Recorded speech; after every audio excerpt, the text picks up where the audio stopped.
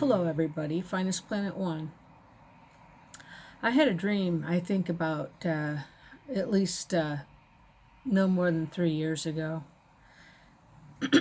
Maybe it was longer, maybe it was a shorter period of time, but I felt it was time now to come on and tell you all about the dream that I had.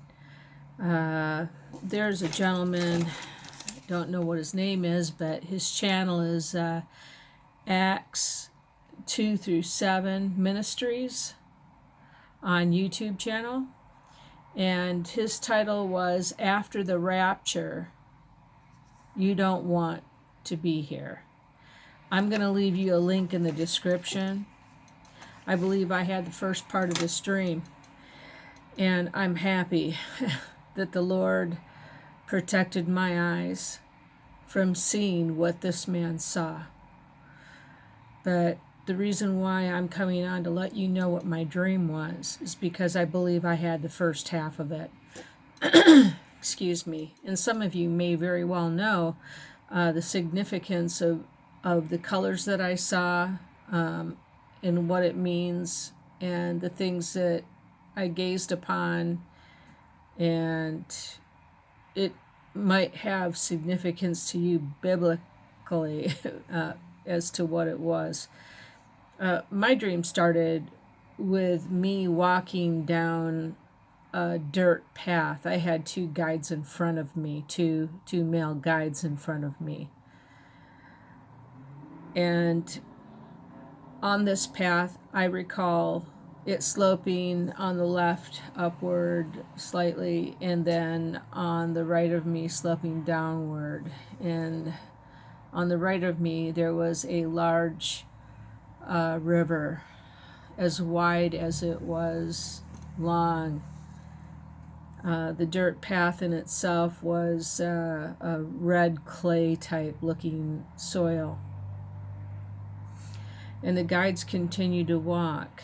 And as we walked, I looked on the right of me again by the river, and I noticed that there was a bleached out truck halfway plunged into that river.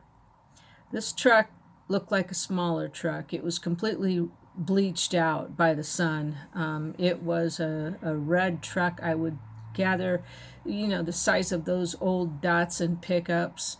I don't know the make or the model of the truck itself, but I do recall it must have been like in the late 60s or early 70s. And like I said, it was a red bleached out truck. The back end was plunged in. I could clearly see the hood and the windshield on it. There was a man also that was up on the path. As the guides passed, they didn't even acknowledge this man. And basically, I saw him, and I looked at him. He was like in a trance state where he was standing there with his eyes open, but he spoke not one word, nor did I speak to him. But he had like a close to a black color hair, but not quite black, but really, really super dark, about right down to here. And it was very, very straight hair. And his eyes were dark. I kept walking. I turned again, walking with my guides, and I was behind them probably about 15 steps or so. Then the dream switched, and all of a sudden we were in the river below it. No problem breathing underwater. We were quite able to do that, and they were facing, and I was facing a round door. This door looked like it was metal, and it had writing all the way around it. It was ancient writing, and everything that was written was like in a block, and it was going around. All of this was going around, and then the next set of letters would be going around, and they were all in blocks, and it was like a steel door. And then in the dead center of that door, there was even writing where the circle joined. And it was a little rusty, but the wording and the letters or the numbers were visually easy to see. And the guides spoke to me, and they said, whatever you do, don't open that door.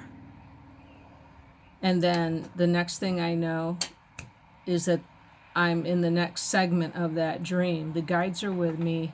We're in like a station, an office, vacant office, except for like it was almost like a military type of a stand, bookshelf. I think it had a shelf and a desk below it. And I was noticing that there were record albums, vinyl record albums. I guess that would be 77s, but whatever they were. And they were in their sleeves, and I was flipping through them. And the ones that I remember the most was one had like a white convertible on it, and another had, I guess it was Davy Jones, the Monkees, and they told me that I could take it if I wanted it, and I said no, it might be a bad omen. And you know, I said this in my dream as clear as day, and they spoke to me clear as day. Then the next segment of the dream happened, and I was being led, and we were outside now of that office. We were no longer under the river, facing the door, or in the underneath in that office under the river, because that station was actually under the river. And I know that because there was like a large picture window where I was able to actually look out and see that they had visual aspects of seeing that door in a distance. But now, like I said, I'm in the next segment of the dream, and the guides are walking up concrete stairs. I remember the concrete, and it was probably at least 15 steps, if not more, and there were 2 metal guardrails on each side. I would say that it was probably about pretty wide, probably 6 to 8 feet, at least 6 to 8 feet wide, the stair steps going up.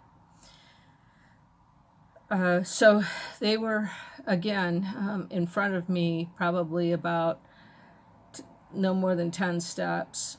And I happened to turn around out of curiosity, and I was looking across the river.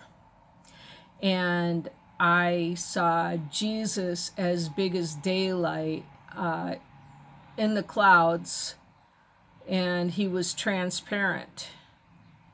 And I saw him from his head to his waistline. And I was really happy to see him. And then I turned back around to the guides and I said, I just saw Jesus. And they turned around about halfway, and they chuckled and they said, you saw the Lord, or, you know, you saw Jesus. And I was just so happy that I turned back around, and then of course Jesus was gone. But there was an old man standing by the bank of the river on the other side, and he had a stack of white papers. And he took those papers, and he basically he did this on his forearm, and he was wearing a black tie, white shirt, black pants, I believe. And when he did that on his forearm, and he hit the papers, it was like the first thought in my mind was, I'm not supposed to be here. And I presume the only reason why I was there is because before I fell asleep, I asked the Lord, I'd like to see you. And the Lord allowed me to see him, but he also allowed me to see that door. And maybe it was a test for me not to take any of those record albums. I don't even know what they meant, but it was, the office was vacant underwater. It was like, I was under the impression that since those albums were dated from the 60s, and they all seemed like they were, that the office was vacated. And pretty much, after I saw the Lord and the man that hit those papers on his arm like I wasn't supposed to be there, I turned around, and I would presume I kept going and following the guide, and then I woke up. And now, this dream was probably, like I said, no more than 3 years old. Maybe it was 5. I'm not sure. I can't remember anymore. I'd have to look at my journals. Now I'm going to let you hear this man, and I want you to press on to the link and listen to his dream. This will give you an idea of what was behind that door. I've got a strange feeling that God didn't let me see what he saw, and I'm glad of it. So, with much appreciation, thank you very much, and God bless you all. Finest Planet One, out.